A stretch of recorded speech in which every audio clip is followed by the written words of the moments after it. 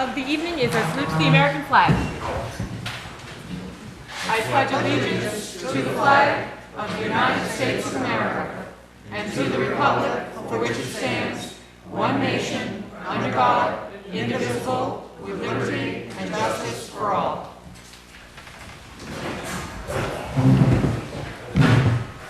Okay, approval of the agenda. I make a motion we approve the agenda with a change in order and an addition of a temporary appointment of chairman. Okay, change of order to be as follows. Number 1 will be the appointment of an acting chair for the evening. 2 will be the bank loan. 3, the O'Donnell contract. 4, the comprehensive plan. 5, 13th Street. 6, the gym contract. 7, the personnel policy. 8, the quitclaim deed. And 9, other business. Sorry for the shuffling. Things have come up that need to happen out of order. I second that motion. All in favor? Aye. Approval of the minutes of last meeting. I make a motion we approve the minutes of the last meeting as written. I will second. All in favor? Aye. Okay. Next is signing of the warrants.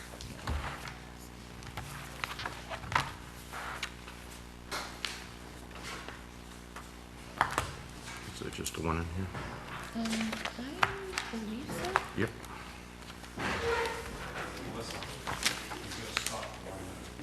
We are stopping for 1 minute. Okay.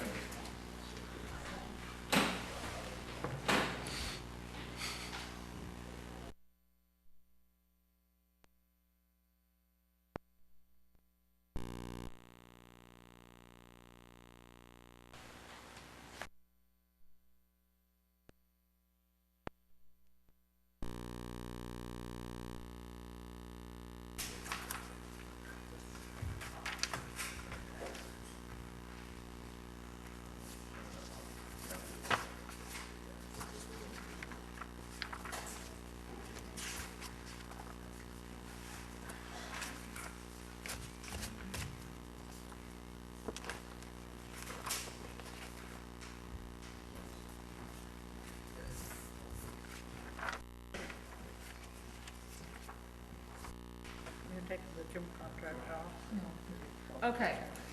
Moving along. We have no old business. Moving on to new business.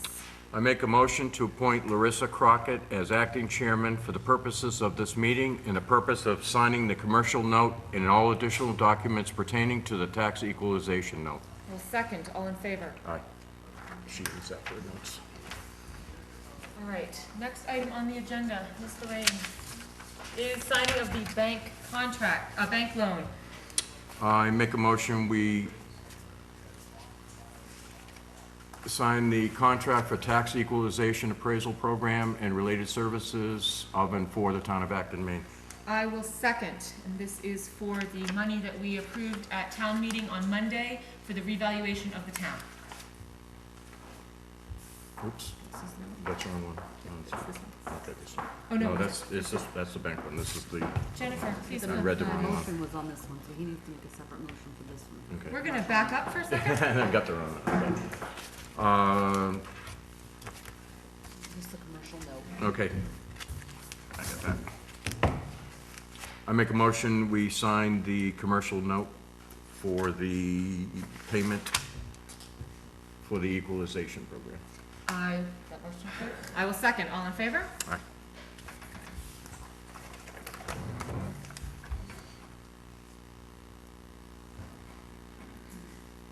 We had to get the money before we could sign the contract. Go ahead and sign.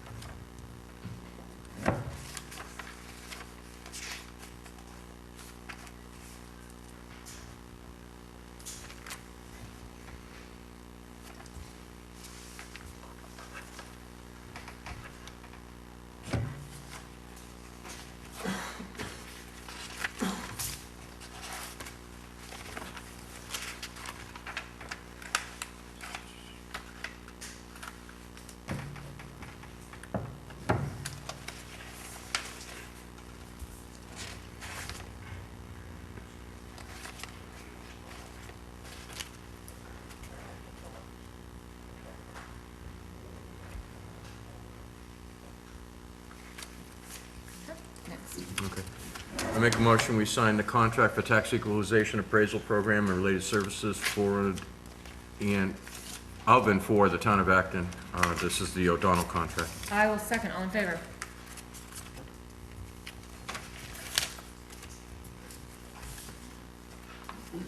Mr. Moore?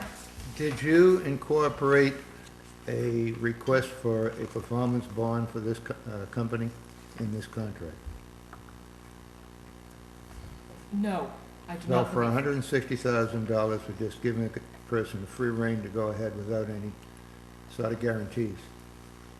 We had the attorneys look over the whole contract, and they changed the contract to our benefit. We had several changes going through the contract, and that's not something that they mentioned that Well, that had to be added into I it. think it's very deficient on the attorneys not to demand a performance bond for that kind of money. If this person walks out of this job or can't finish this job, we're gonna be hung up to finish it at our expense after we've given him some money. Well, the way the It's only contract, another 1% of the job, so it should have been put in there. the way the contract reads is they will get 5% down, and then they will only be paid monthly based on the reports that, quarterly, I'm sorry, based on the reports that they submit to us. So we will only be paying them for what they completed. They won't, other than the payment, the down payment, they won't get any more money until work is turned into us and we approve of the work. That's unacceptable, because if the work that they do is later found to be no good, you're gonna end up owning it. In other words, it doesn't cost that much to put a performance bond. If people can't get a performance bond, you shouldn't be doing business with them. Okay. Further from the O'Donnell contract being signed, also we need to sign a letter that reads as follows. August 12th, 2010, Dear Acton property owner, over the next year, John E. O'Donnell and Associates will be conducting a revaluation program for the town of Acton. The revaluation program includes visiting individual properties for interior and exterior inspections, measuring buildings, and taking photographs. The table below lists each employee, their vehicle registration, and a description of their vehicle. He goes on to list all of the employees that will be doing work in Acton, the registration of their vehicle, and a description of their vehicle. Feel free to call the Acton Town Office if you have any questions or concerns. You may also call O'Donnell and Associates at 207-926-4044. The County Sheriff's Department and Maine State Police are aware of the company's presence in Acton. Thank you for your cooperation. Sincerely, and then we will sign it.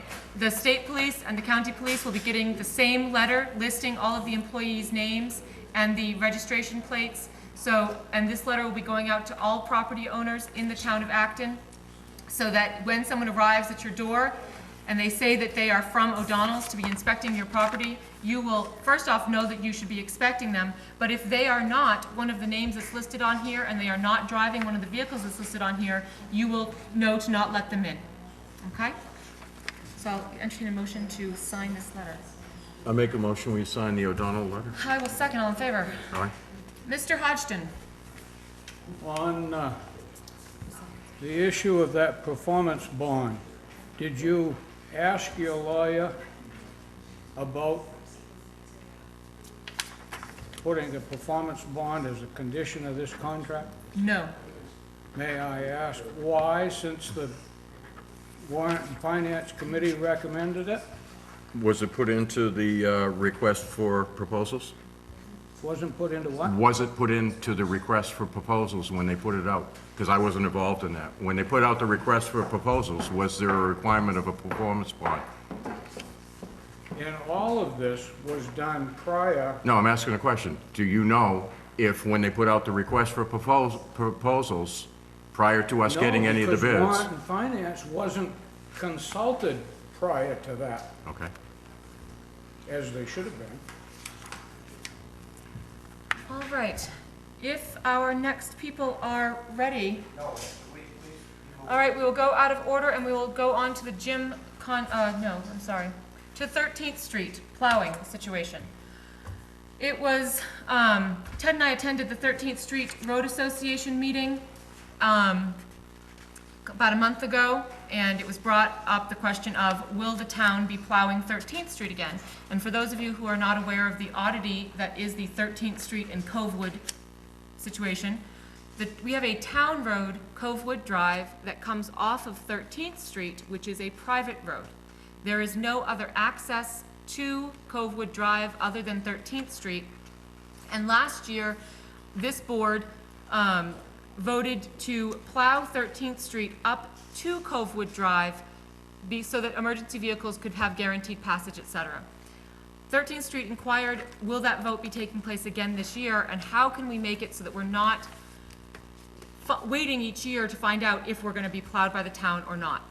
So I contacted MMA, as I said that I would, and the initial correspondence, I'm just going to, certainly happy to share it with anyone in full, but it is rather lengthy, so I will spare you a lot of it. But it basically says that in order to plow Covewood 13th Street, we would need to have an easement granted, and that perhaps what we could work out at town meeting next year would be that the town would procure an easement from 13th Street, and that the payment to 13th Street for that easement would be plowing, basically deeded in exchange. So in the deed that we get as an easement is understood that the payment for that is plowing into the future.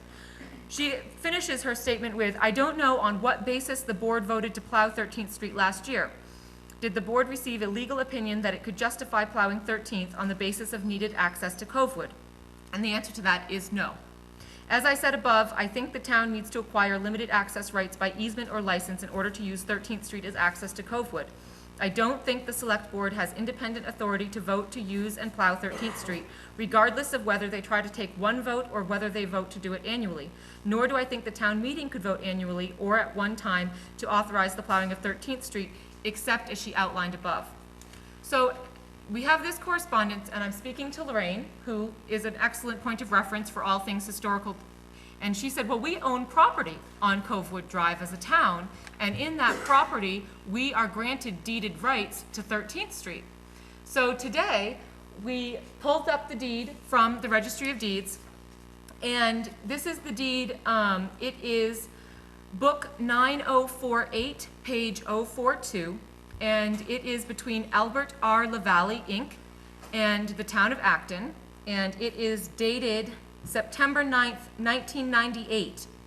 And in it, it gives full easement, a strip of land 50 feet in width, 25 feet on either side of a center line, which center line is described as follows. The center line herein described as follows is known as 13th Street, and it leads easterly from Route 109 to Covewood Drive and beyond to the easterly side of Mousom Lake. And the purpose of this deed is to grant to the town of Acton an easement for the above stated purposes over that portion of said 13th Street, that it may own with a center line more or less now established in the location of the current 13th Street, with 25 feet on either side of said center line being granted to the town of Acton. The within easement and right-of-way are granted to the grantee herein for the purpose of establishing and providing public easements as defined in 28 MRSA Section 30212, together with the right to excavate, grade, fill, maintain, install culverts, and make cuts on, over, and across said premises, and remove only such trees, stumps, and other obstructions that may affect snow plowing or drainage. Reserving, however, from the above, any private rights-of-way or easements over said parcel which may have previously been conveyed or to or otherwise be in favor of the grantors herein. So, I have faxed this today to MMA. I have asked them this question with the facts. Please advise us as to how this deed may or may not allow us to vote to plow 13th Street as per our previous email and phone correspondence. Thank you, Larissa Crockett. And I faxed that this morning at about 11:45, and I have not heard back from them as of this meeting. So as soon as I do hear back from the attorney that we're working with is Becky Seal, as soon as I do hear back from Becky Seal, we will have it, of course, on the agenda again, and we will let you know where we are going with from there. The only complication I see is that Becky Seal's suggestion was that her original suggestion was that we didn't have any authority to plow this year because we hadn't appropriated funds to do so with at town meeting. But that we could correct that in the future by going to next year's town meeting, setting up this, you grant us easement, we grant you plowing arrangement. We already have easement, so I don't know what that means for us moving forward. One of the things I do know it means is that we are going to need to appropriate separately money to plow 13th Street, and that would be my next question for Becky Seal, is can we legally ask the townspeople to appropriate those dollars with the justification of needing to access Covewood? And if we can, how can we set that up? How can we do that one time so it's not a yearly question for 13th Street Road Association when they're trying to do their budgets, et cetera? So that's where we stand right now. Anything to add? No. Okay, any questions regarding that? Mr. Kelly?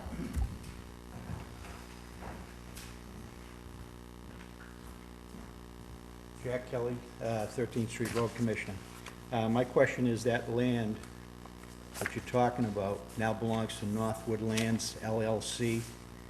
Do they still pay taxes on it? Was it what land belongs to Northwood Lands? The road, that road. When Northwood Lands purchased that property from LaValle, all of those lots, they sold those off. But did they turn that property over to the town? The valley had already given. Well, it gave them an easement, but who owns the property? Who owns the property, 13th Street, actually, from the McDonald property into Covewood Drive and beyond? I don't know Should where have- the deeds lead them to. We'd have to look at those deeds You'd to have to see look at what went from. tax maps. Because it is on a tax map. What's on the tax map? That portion of 13th Street is on a tax map.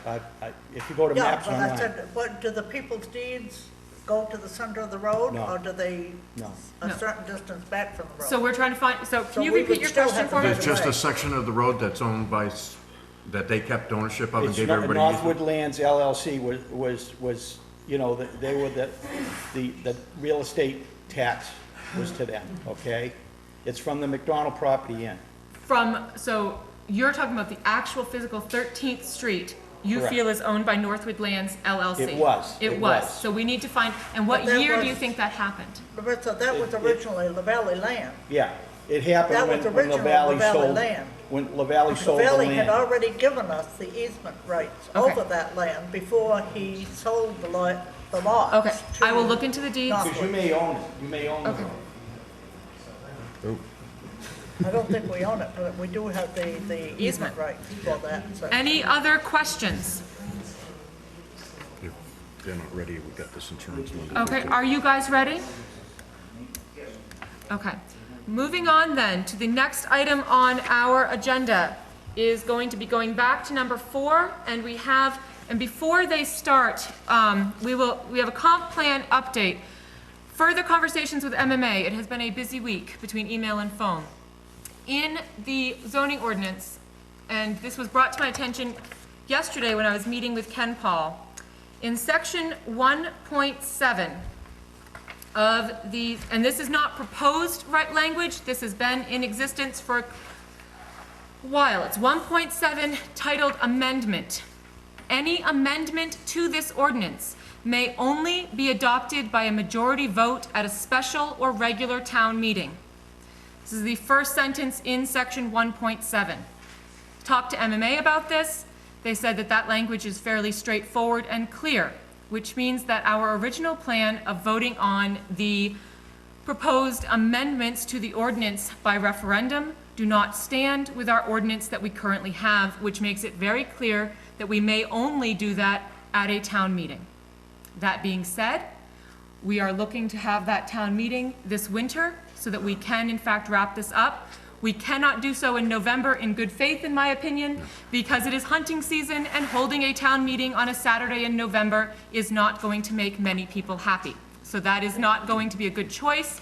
December, of course, brings us into holiday season, so I think we are looking at January as the first possible month that we could have that special town meeting. March, of course, would be a classic choice, and we will look at that as we get closer and weigh the pros and cons of taking care of it earlier in January versus hoping for better weather in March. So that is where we stand with this currently. So the Comprehensive Plan Implementation Committee update today is going to actually be mostly pertaining to some clarifications from their last time they were here. We will continue the process of hoping to have education happening. Ken Paul will be at the fair this year discussing a number of different code enforcement issues, as well as having all zoning maps with him there to answer individual questions as needed. But it is going to be going to a town meeting, and we will certainly keep people up to date on that as we get closer. So that being said, Mr. Cashin or Ms. Omen Saltmarsh?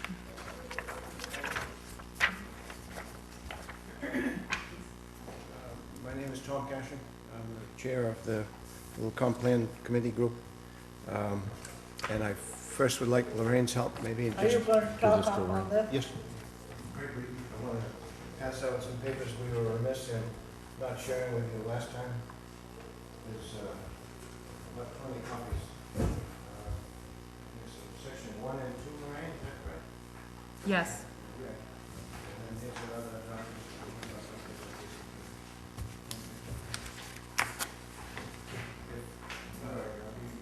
I don't think we have quite enough copies for the folks. I think those are the ones we already got. Just pass it down here to these guys. Do you have one? Just pass it down this way. No. I'll give you these.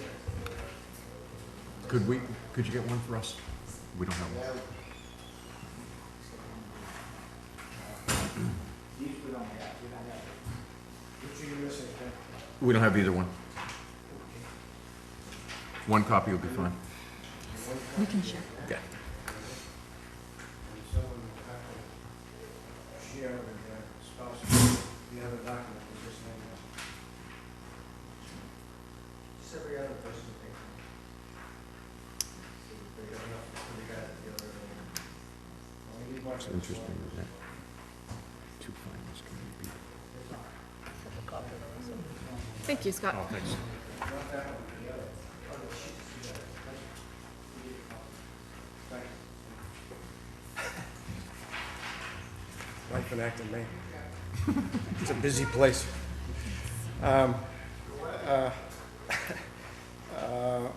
We are meeting very briefly tonight to discuss a point that was brought up by Bill Gannon at our previous meeting on the 24th, I think it was, where Bill had pointed out an error that was in our mapping of resource protection district in the Shoreland District in the 13th Street causeway as it approaches the narrows between Hubbard's Cove and Upper Mousom. And Jamie Saltmarsh is here again tonight to help us clarify that and some of the definitions pertaining to state mandates of resource protection rules in the shoreline zone. And this is, we're going to go over this very briefly because the selectmen have instructed me that we have to, they have a busy agenda tonight and we can't drag this on. But I wanted to, on behalf of Bill and the folks from 13th Street, I wanted to address the concern that was raised last time we met, and hopefully we can meet very soon in September to continue this discussion. So we will not be discussing Section 2 this evening. After Jamie finishes her presentation, I'd just like to make one point concerning a typographical error, if I may, in Section 1 that we were remiss in pointing out last week. Thank you.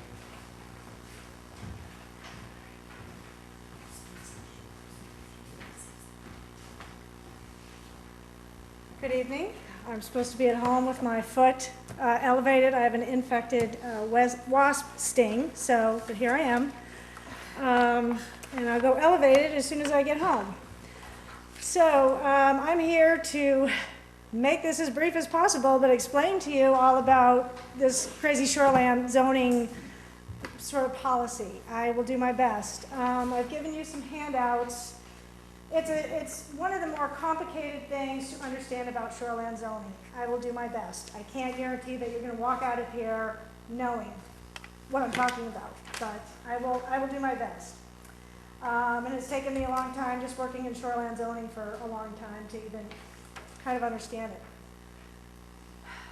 Shoreline zoning is the Shoreland District, or those buffer areas around lakes, significant lakes, rivers, streams, and large wetlands, and enact in even smaller wetlands. That is a broad encompassing zone called the Shoreland District. Within the Shoreland District, there are two sub-districts that they can be divided up into two categories: the Shoreland Zone or the Resource Protection Zone. Okay, so you've got Shoreland District covers anything around water bodies and significant water features and wetlands. But then within that zone, within those buffer areas around those water bodies, you've got your property or a property can be classified as either shoreland zone or resource protection, okay? The resource protection, those areas zoned resource protection are the most restrictive. They don't allow a lot of development within them. They're meant to be protected and sort of kept as pristine as possible. So it's very limited as what you can do, limited what you can do in those districts. In the shoreland zone, which is basically all the other area within the shoreland district that is not resource protection, that is the more least restrictive area. You still have a setback from the water body, 75-foot setback. However, you can put a residential home there. You can, there are allowances for uses within that area, okay? So that's what we have. If you look at your handout here, I've tried to mark a little bit to show you. Sorry, I don't have a bigger diagram. Do you have one of these? We do not. Okay.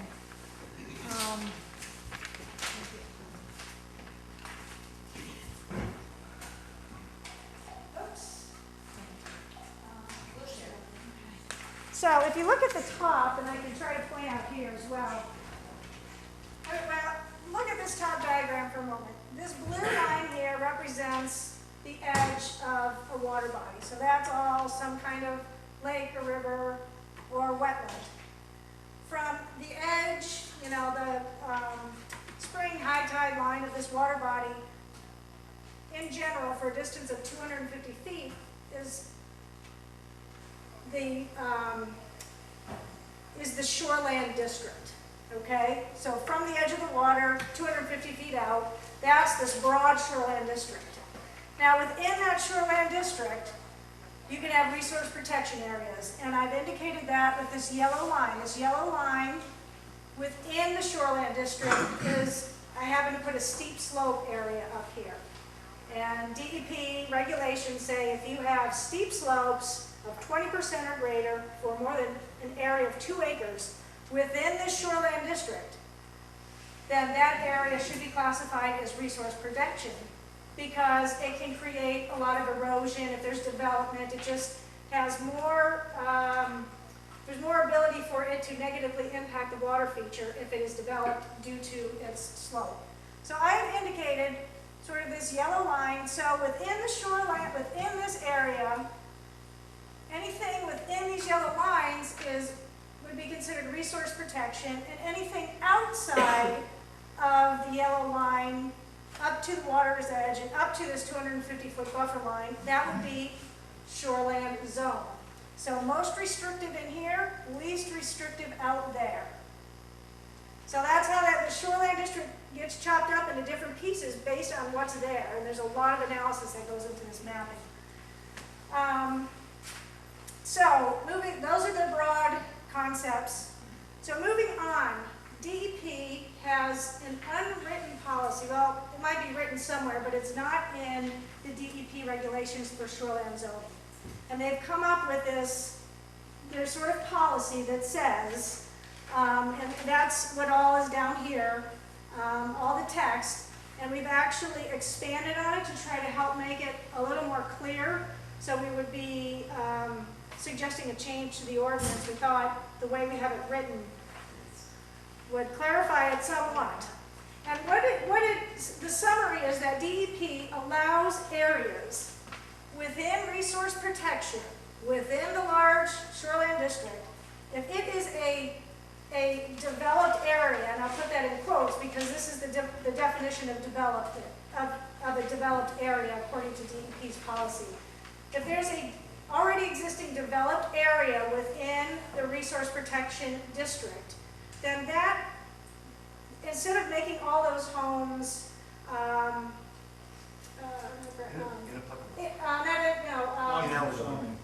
non-conforming, thank you, planning or director, I'm the planner, non-conforming. So instead of making all those homes, those existing homes, non-conforming, if they're in a group, we're not talking individual home, we're talking a cluster of homes, that area can then get the designation of shoreland zone.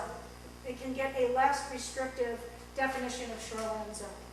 One of the big distinctions in being resource protection or shoreland district, if you happen to be a house in one of those, an existing home, is in a resource protection district, according to the ordinance that we have now, you're not allowed to expand that structure and make it any more non-conforming.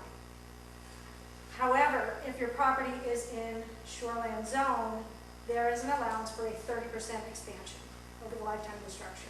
So, just continuing on, I've tried to show you an area in here where it qualifies for DEP's policy and where it doesn't. And if you follow me along, and I'm talking about this green area, I've put a green circle around that to show that this area falls within DEP's guidelines of it being in a shoreland zone, least restricted, even though it's in a steep slope. But these homes existed here, therefore, instead of making them non-conforming, DEP will allow you to keep them in shoreland zone. It has to meet two tests, and you can follow along. Developed is defined by MDEP, Maine Department of Environmental Protection, as 3 or more principal structures that are each separated by a maximum linear distance of 500 feet. So I have little dots inside these 3 little houses here.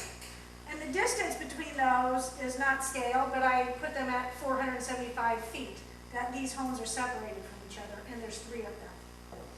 So that meets test 1. There are 3 homes, they're within 500 feet. If I could just continue on with my thought, they're within 500 feet separation, so it meets the first test. The second test, and it has to meet both. So you've got the 500 feet separation from the houses, and the distance between the outermost structures, as measured by the inside edge of the structure, is separated by a minimum linear distance of 1,000 feet. What that means, this is the outermost homes that we're talking about, and this distance is, I put 1,000 feet, just to show. So there is a linear distance of 1,000 feet, and there's 3 or more homes. So this, instead of it being resource protection, because it's in a steep slope area, we could say that, well, it's already developed, it's already a significantly developed area, let's leave it in shoreland zone. And so I would, as a mapper, I would put, show that as the same color as shoreland zone. However, all the rest of this would stay as resource protection. So it's not the whole property, it's not the whole lot. It doesn't go from lot line to lot line. It's really, DEP is talking about structures. And if what they're trying to do with this policy is be lenient, saying, okay, there's already a lot of homes in some of these areas. They're probably not good for the water body, and given today's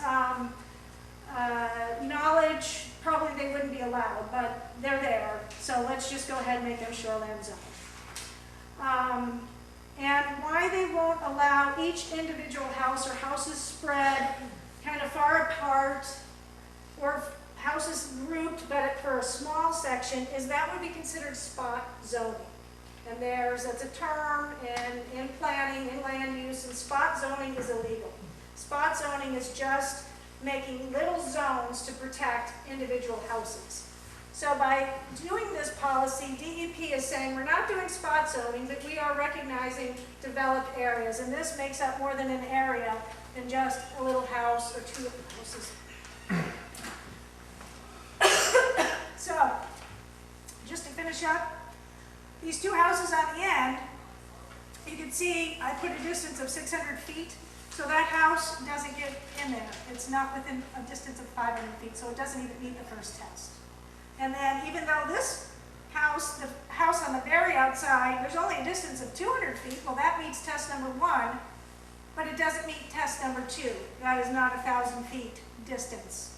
So it is not a sort of large enough development.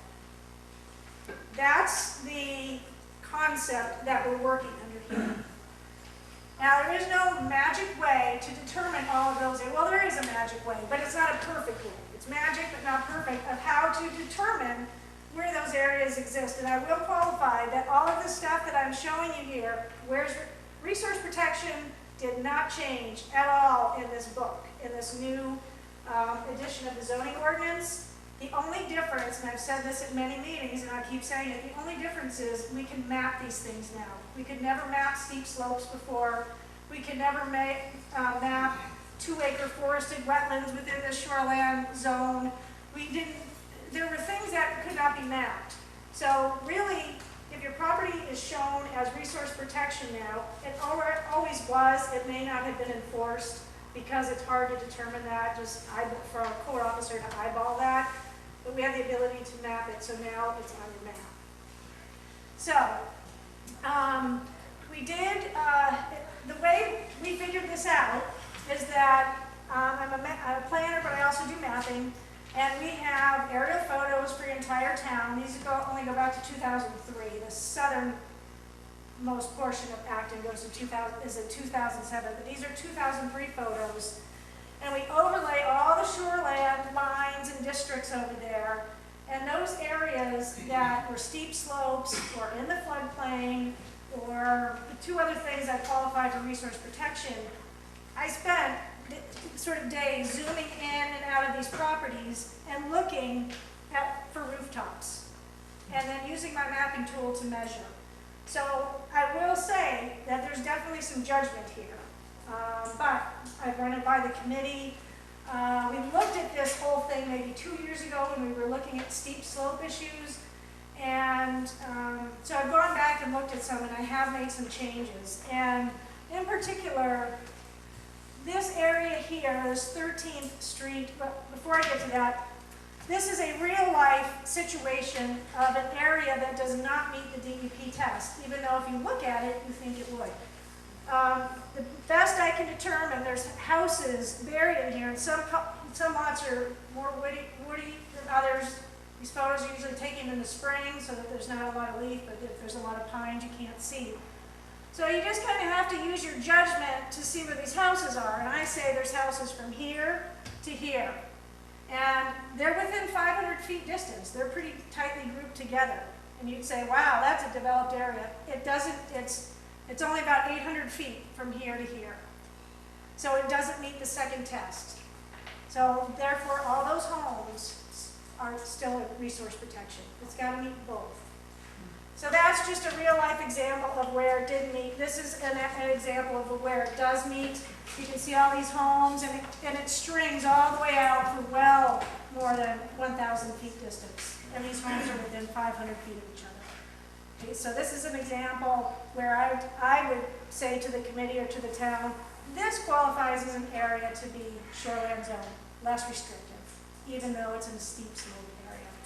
This one, I would say to the committee and to the town, this one in my mind doesn't qualify, doesn't meet the test. So then we come to 13th Street. And this is a good example of where there is judgment calls here. And when I looked at the map maybe 2 or 3 times, I measured, there's a very distinct house here, and it's pretty distinct where the development is here. So that's where I initially drew the lines. And although there's a lot of homes, there wasn't 1,000 feet linear distance. It only came out to like 850. So therefore, no, that's not what happened. This area this area actually was determined to be shoreline zone because of the development. It met both tests. Close homes or a distance of more than 1,000 feet. Where a judgment error came into play, and I had to look at this again. And you can't even see, if you were to stand here and look at this photo, you can barely tell that there are houses there. This is a very wooded area. But we looked at it again, zoomed in on the map, printed it out, and lo and behold, you start to see some rooftops, one here, and one there. So I will admit we missed those. So we kept this area as resource protection steep slope. But now, looking at it again, we've extended the line here, and there are houses, I think I think even this area got added in. So that's an example of what we're working with. There's a little bit of judgment, there's a little bit of science. We're using the best technology that is available. So if there are issues that come up, like they did last week, fine. I thought we had looked at it again, and that's why I was pretty adamant at the last meeting, saying, no, it really didn't meet the test. But I did go back and look at it, and I did see that there were homes. Okay? No, I'll have to go. Okay, question, please. The question was, how does this affect the homeowners for those, well, the people that, how does this affect the homeowners for who? The people on the 13th Street that she says no longer are resource protection are now recognized as shoreline zone?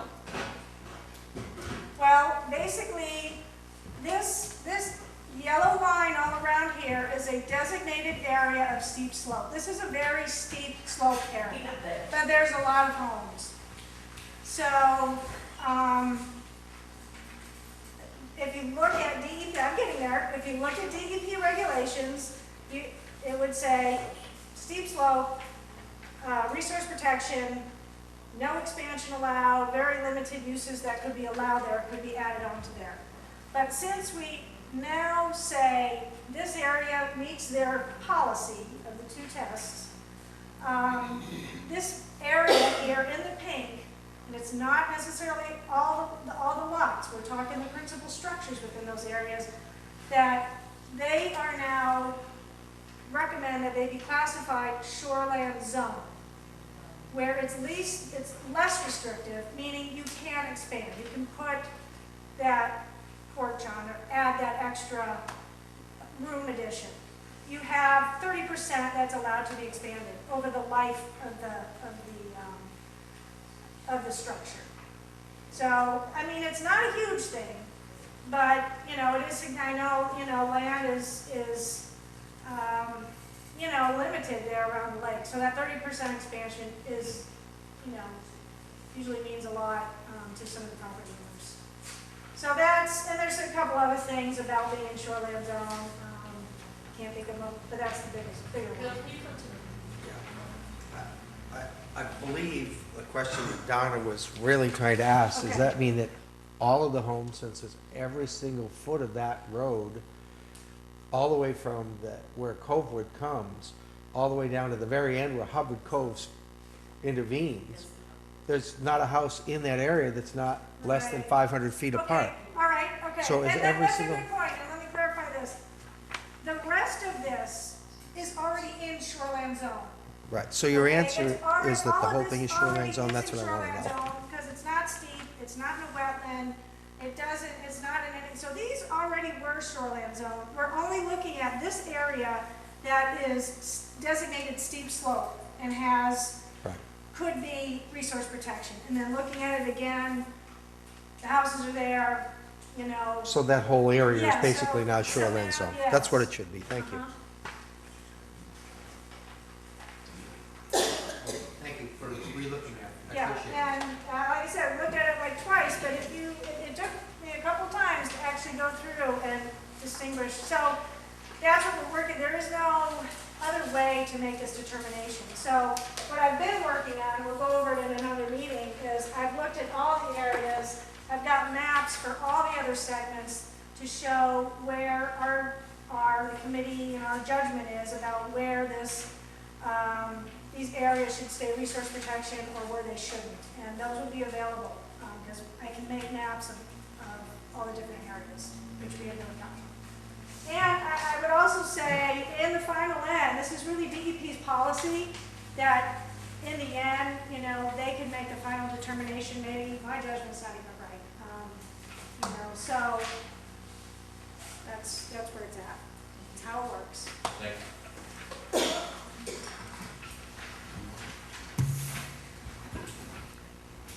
Thank you, John, for explaining that bit of complexity.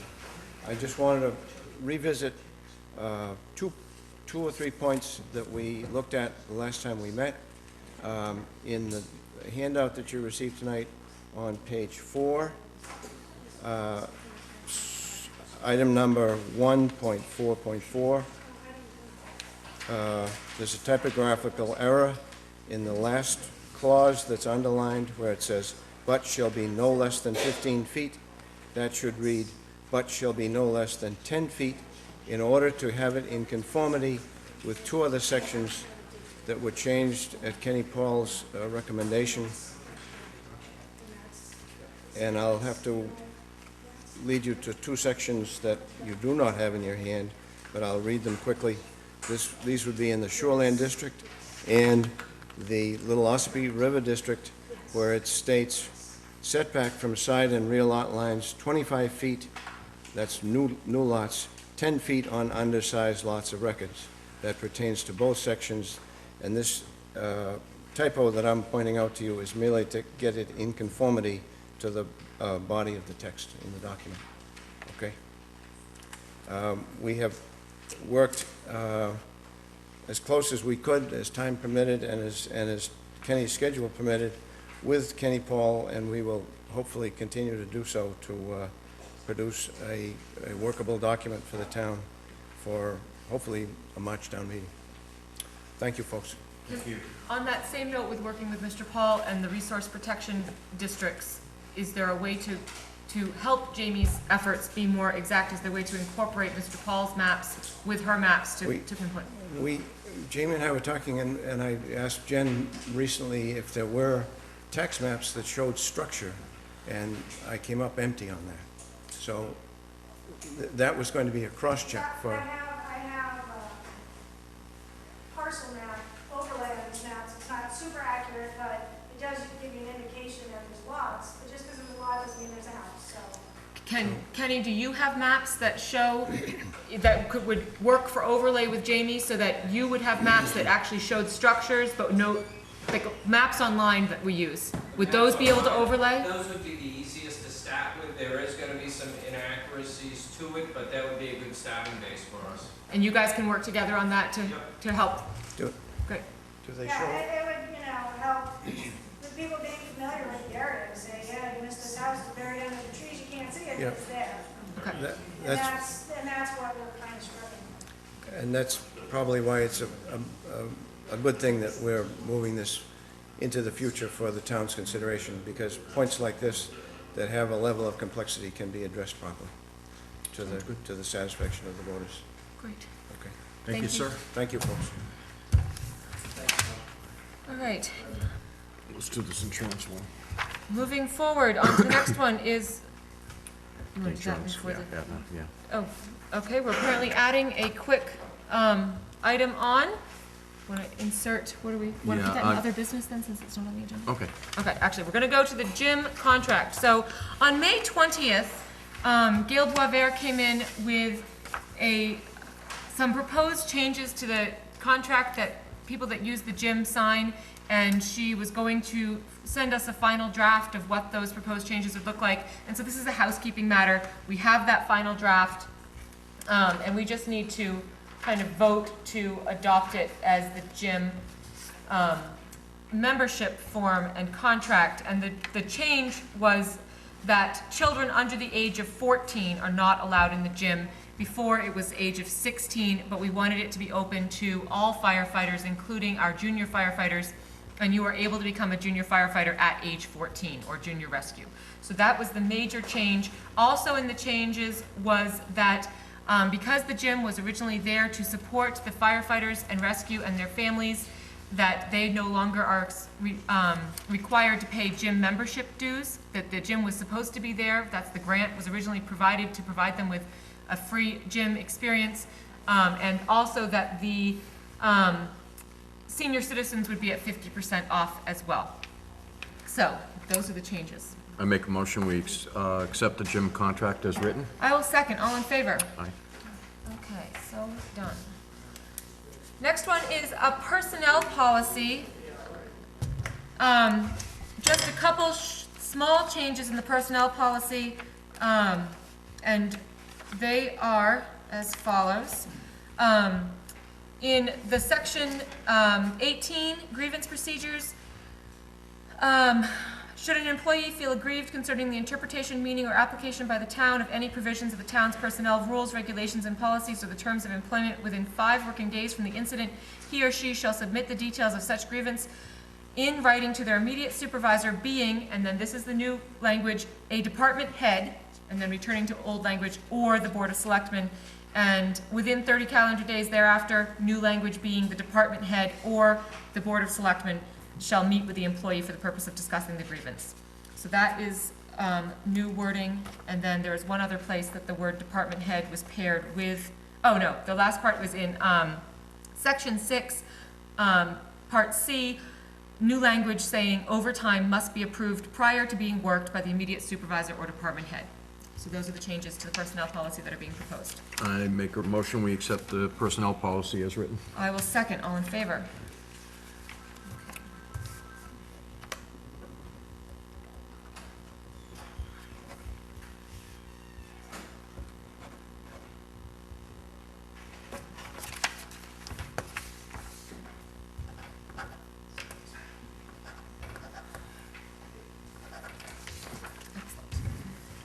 All right, we have a quit claim deed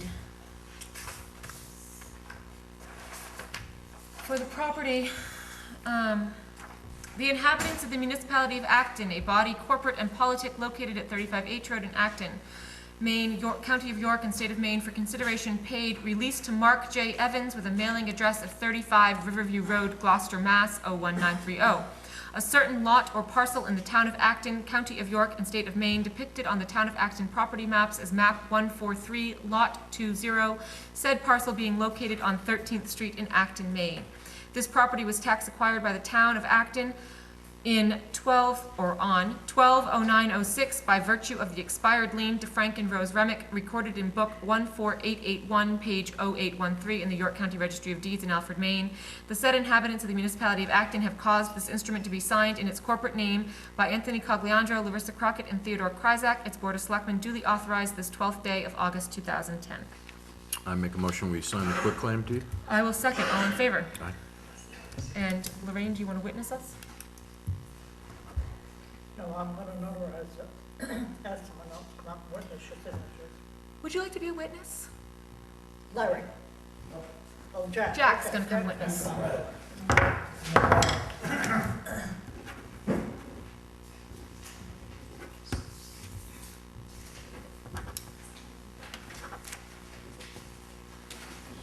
So you have to sign both? Yep. Yeah, you have to sign as witness to both of our signatures.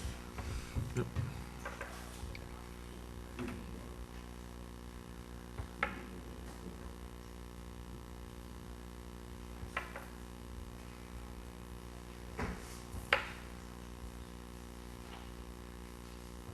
Thank you. Great, thank you very much. On our assessment list. You got them paying already? We'll make sure you get the address. All right, excellent. That one's all set. All right, under any other business, we're gonna go first with a, Yeah, I'd like to make a motion that we sign this letter to Aetna. It's allowing Morris Insurance Services or Kennebunk Savings Insurance permission to quote and access information regarding our group. This is for medical insurance for the employees of the town. They have some other policies that we'd like to look at, and our insurance is running out and has to be renewed in September. So we'd like to look at some other policies that are out there and hopefully save some money for the town and get a better plan for the staff. Second? I will second. All in favor?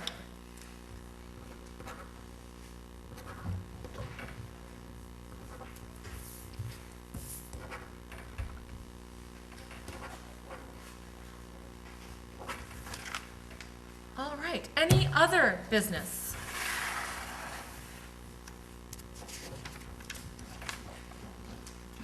Dennis Long, back again, to ask what the estimated fund balance might be at this point. Same answer. Auditor has not gotten back to us. We are meeting with him tomorrow, and we are hoping to calculate commitment on August 31st and formally commit on September 2nd. So he is running out of time. He is going to have to nail down that number very shortly. They're finishing with the school tomorrow, their last minute things. They had to have, the school had to change some things and some money, as you heard last meeting, they changed money to back to the town and everything else. So tomorrow's their last day with the school, but they're also gonna be here at the same time, so we're getting a lot closer. Yeah.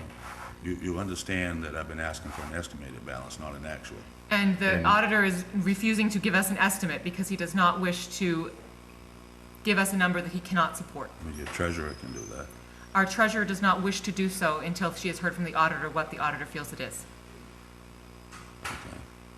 The other thing is, at town meeting, the conversation about the town roads that wasn't voted on at town meeting, that we're gonna be voting on in November, and we'd have a few public hearings. Have you guys decided on scheduling that yet? Or As far as, we're gonna have some public hearings. right, On the- we're more than willing, it can't go on the November vote. It has to, just like the comprehensive plan, it has to go to a town meeting. Why is that? Because that's the way the articles are written up, that it can't just go to a vote, it has to go through town meeting to vote to approve Accept the road. roads. Roads need to be accepted at town meeting. They can't be accepted by a vote during a regular election, they have to go to town meeting. I'll find the statute for that for And, next week. and the other thing is the roads need to, this is through DEP and a couple other people that we've been talking to, MMA. Any road that we're gonna approve, we have to have, like we've been talking about with 13th Street, we have to have easements in order for the town to go in and take over those roads. And so people have to give the easements to a road association, and you have to have the whole 50 feet with the center line 25 feet back, so everybody on these private roads has to give the easements to a road association, and then the road association can give the easements to the town, plus they also have to come up to the standards of the town ordinances for roads. So if any road committee or any people on any road decide that they want to come forward to the town and have a town, have a vote at a town meeting, we're more than happy to do it as long as they meet all the guidelines. I guess what I was talking about wasn't the private roads. I was talking about the ones that were assumed public roads. Oh, you're talking about that big list Yeah. without the private loads on it? Yep. I think we had Yeah. discussed, my memory of that conversation was that we would break that up into individuals and that we would have public hearings so that people could really understand why the road committee felt that those should be moving forward. But my understanding has always been that roads needed to be accepted at a town meeting. So I understand that we're not talking about private roads looking to become town ways, that we're looking to do some housekeeping of roads that the road committee feels should have always been labeled officially as town ways. That needs to be done at a town meeting. Yeah, and if the road committee would like to start having public hearings, because we have to have a public hearing to do the warrant for that, if the road committee would like to start having public hearings and explain to the town what they're after and why they want to do it, then we can go to the next step where we have a public hearing to write the ordinance to do that. Okay. Now, is it my understanding also that, excuse me, that the selectmen have decided not to do any work on Buzzell Road? Yes, it was put before the people at town meeting this year in June, and it was voted down. So we haven't been given any authorization to do anything with Buzzell. So what is the difference between that road and the other roads that they have no complete documentation on? I think that the difference would be that that one is actually contentious, whereas the other roads are not at all contentious. There is no one saying, I've never heard anyone question that Sanborn Road is a townway. Not at all. But you still don't have the final documentation to prove it, so I'm just asking what's the difference legally? I will check with MMA. Okay. The difference between the other roads and Buzzell Road is what you're saying? One road that's assumed town way and another road that's assumed town way. You know, Well, as far I as don't understand Buzzell's going, we are saying it is a town road up to a certain point, right? And we're only talking about a short distance at the end that isn't a town road, but we're still maintaining the other part of Buzzell, aren't we? And haven't we always? All right, so we're talking about a short section of Buzzell at the end that is not a town way, and that's where we're not doing the repairs because we can't. And this Well- is from MMA, we can't do anything on private roads. Well, back, whatever the date it was, Bill was here, made a presentation to the selectmen,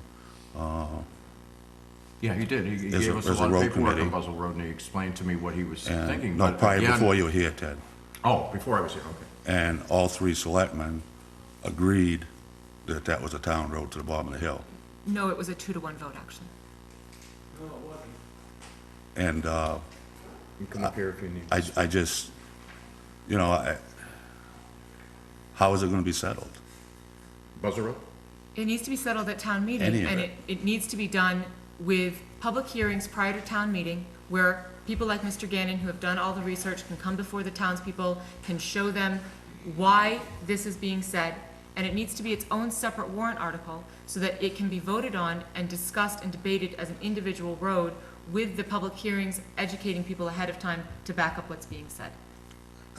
I guess my only problem is, and it's too late, but it was implied at the town meeting that we were gonna be voting on this in November. And, I just wonder if the vote would have been the same, if people had known that there wouldn't be a vote on until next year. Well, to be honest with you, Dennis, right now, from what I've heard, from what I've investigated and talking to DEP and to MMA, we cannot, as selectmen, bring this forward. I mean, if we go one road at a time, yeah, the ones that are already, that we already know are town roads and been established as town roads over the years, we can bring those up in November. But then you're gonna have a ballot, because it has to be individual roads. We can't put them all together. So we have to go individual roads, okay? But roads have to be approved at a town meeting, so we couldn't do it in November anyway. So we still have plenty of time before town meeting next year, or if it comes, if somebody goes forward with it and brings in all the documentation and you have all the easements, we can have a special town meeting anytime. But they have to be voted on individually. We cannot bring it forward right now because we don't have easements on the roads that are not town roads. The ones that are town roads, the easements are already there.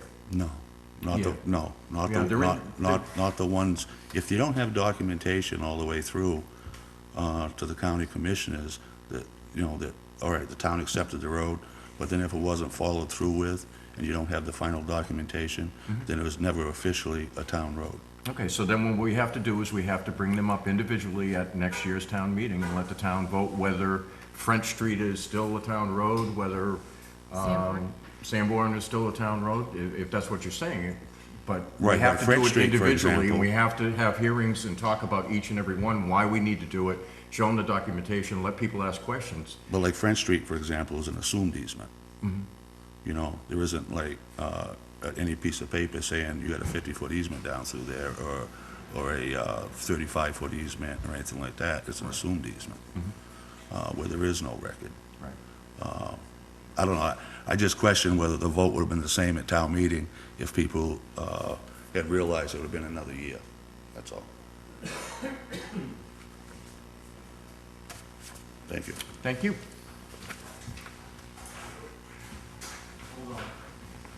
Oh, we're gonna change the tape, please. It's okay. I'm sorry? Absolutely. It's not coming. It's not, we don't have to make a motion, just at town meeting.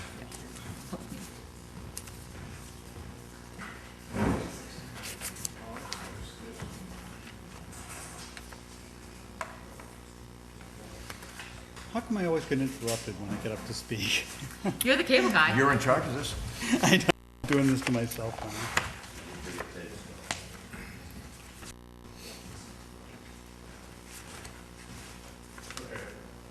All right. Mr. Dunham, can you introduce yourself, please?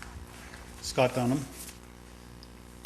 I'm not speaking on cable tonight. I'd like to also speak on Buzzell Road, specifically the road that Dennis was referring to, Buzzell Road to the bottom of the hill. This week I got some of the files from the road committee and reviewed them against some of the research that some of the property owners had done. And one thing that came out of this road committee was the fact that the town appropriated money at 2 different town meetings to build Buzzell Road to the bottom of the hill. So I would like to let the selectmen know that because of that, the idea of accepting the road becomes somewhat irrelevant because the town built the road.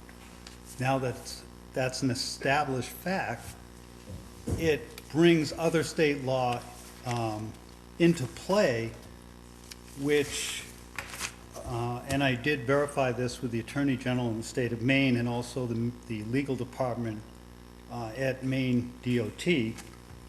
They referred me to MRSA Section 30A, Chapter 30A, Sections 3401 to 3403, and also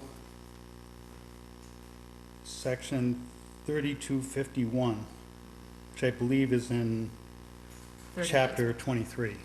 Oh, it's in 23, not 38? It's not in 30A.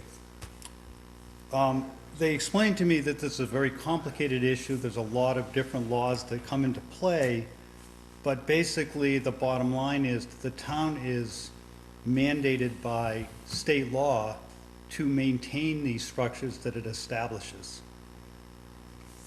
And as I said, it was easy for me to verify this with the Attorney General and also the legal department at Maine DOT. And this information they provided to me. Okay, so that we can have time before we respond to the new information that you've given us. I've written down the statutes. We will contact MMA. We will read them ourselves, contact MMA, ask how they pertain to Buzzell Road. MMA has been fully aware of Buzzell Road for many years now. We have a long-running conversation. We will ask them about these specific statutes, how they apply, and how we move forward from there. Thank you.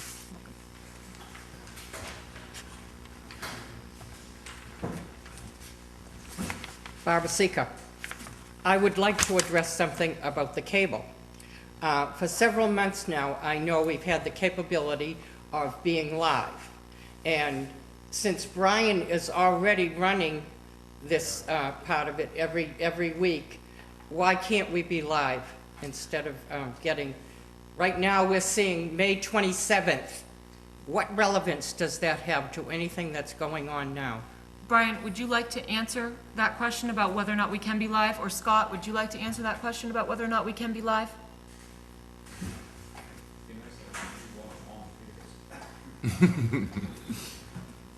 Sure. The question about live broadcasting is more really of a policy of the individual groups that we are taping. Currently, we suggested the Board of Selectmen tape their meetings, allow us to edit it, title it, and so forth, put any disclaimers on it that need be, and then broadcast it, which we are striving for a one-week turnaround and are looking at ways in which to shorten it. And the Board of Selectmen, at least the previous Board of Selectmen, agreed with that and decided to tape meetings. If this Board of Selectmen would like to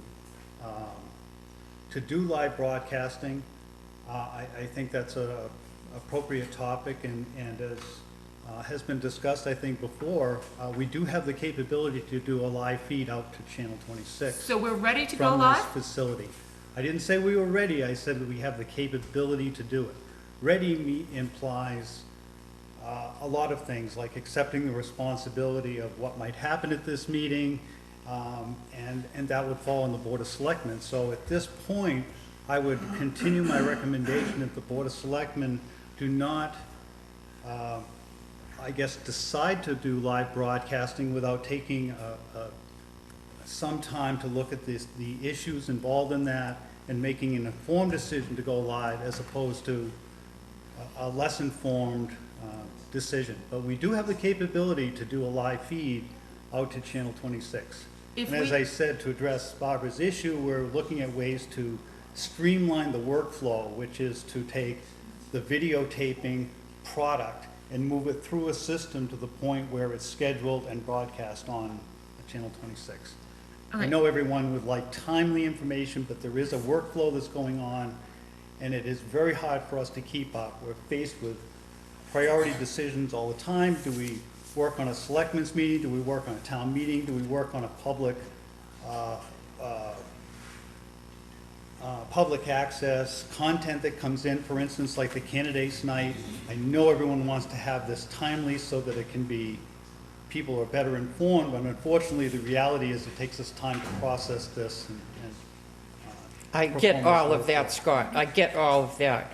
But I think the most important meetings that need to be on are particularly the selectmen's meetings, because the people here need to know how to be informed. And that's what the purpose was of cable to begin with, remember? Yep. So I think when completely you're agree with getting you. information that's 2 months old, it has no relevance to what's going on today. Yes, yes, and as it's been discussed before around town election, we in the cable studio were swamped with the amount of work that But largely what is exceeded. swamped? What are you swamped with? It takes approximately 5 hours of work to process 1 hour of video. And if you're talking about 3-hour selectmen's meetings and 2-hour road committee meetings and 3-hour warrant finance committee meetings and 8-hour, or no, it was not, we'll say 5-hour town meetings, you just do the simple math, we're talking about 200 hours or some, which is very hard to cycle through. Let's go back for a minute. Let's say that after discussing as a board, if we were to decide that we did in fact want to go live, how long would it take between us saying go and you being able as a department to get the live going on? Depending on what we did in conjunction with that, whether we wanted to continue doing taping and such, rather than just doing a live feed, we could do We would have it to pretty continue. quickly. We would have to continue taping because we're required by law to keep the records for 6 years. So all tape meetings have to be kept for 6 years, so we would have to tape even though we were going live. But you can do that in conjunction with being live. Yeah, but what it's It saying, has no relevance one way or There the would other. be no delay in broadcasts, and once, I guess, the logistics being if you decided to cut off the live feed, we would cut it off and we would not go back to it. So there'd be no way to interrupt it for a few minutes and then get something straightened out. So there would be a lot of sort of caveats that would go along with it, but I would say that we could probably do it right now if you wanted to. Okay. So sometime soon, we Well, will one be of the able, concerns maybe? is, and what he was talking about earlier, is that once the selectmen okay this, then we're responsible to the FCC. So if somebody comes in Right. here and violates FCC laws, Right, I the understand town that. Right. is liable to pay the FCC in fines, and fines can be pretty hefty when you go on live know. TV. But there was just a ruling about that for municipalities recently, I believe. It was, I think, in the main townsman. So we'll look into that. We'll check with MMA. And I think that going live has, in the past, been the board's plan, and I'm assuming that it will be in the future. Hollis, for instance, actually has a phone on the table during their board meetings. They run their meetings live, and they take phone calls during their meetings. That sounds good. They are screened Thank you. phone calls. They are not speakerphone, but they do allow them to take place. Jack Kelly, just a quick suggestion, contact Sanford, they broadcast their selectmen. Yeah, we just gotta find out what Yeah. it is, because that's what he was Not talking about, is the selectmen, whatever FCC. they are down there. I'm all for it, but we Yeah. just gotta find out what the liability is for the town before we make that commitment. Yes, sir. When you contact MMA and question Buzzell Road, I would suggest that you make MMA aware of the fact that not only did the town build that section of road, they put the drainage in it, and they paved it to a width of 20 feet. And that pavement ended up beyond Joe's Road. It ended up down where the town actually turned the plow around for many years, turned it around down there last year. I think MMA should know the whole story when you ask that question instead of just half the story. And the other thing, I am very disturbed to find out that the road commissioner came partway down that hill that all of a sudden you're claiming you don't have any responsibility for, and unloaded his excavator in the middle of the road, chewing it up where people have tried their best to keep that road decent Mr. for their Hodgson, own he was travel. not working for the town at the time, if I'm correct about this. This is as a private contractor, which means that this does not concern the town. So you say. Thank you. Is there any other business? Announcements? We have some announcements. It's true. Go for it, Ted. There'll be no selectmen's meeting next week. The next meeting will be August 26th. This is the last call for policy committee members. When we have our meeting on the 26th with our new selectmen, we will choose our policy committee and get that started. Can we interrupt there just as a brief, another reminder of what that looks like? We are looking for people in town that are interested in helping the board to review the existing policies and update some of them that are a bit out of date, and to also get our policy book to be in a digital format so that it is actually easily accessible to all people. So it's not just in one binder in our office where sheets are very often likely to wander. So it's helpful if it were to be digital and it could be tracked. And just people that are really interested in helping to suggest and help to guide some policy leading us into the future. It is not a committee that will have any sort of executive authority. You will not be actually setting policy, but you would be helping to shape it and guide it into the future. So if that interests you, let us know. Okay, the tax rate is to be set on August 31st and the commitment signed by September 2nd. And the last one is the town hall will be closed on August 28th for the Acton Fair.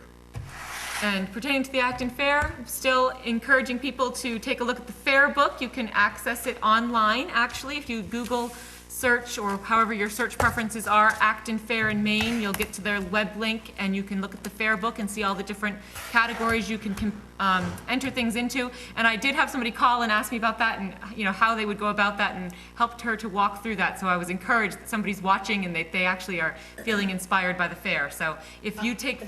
I've also had several people come in, and I have copied the entry form and the areas that they could enter. Excellent. And there are so many areas. You don't have to farm to enter the fair. If you paint, if you draw, if you take photographs, if you like to arrange flowers, dried or fresh, there's something for you at the fair. So, anything else, Mr. Kryzak? Yes, I will look into, John,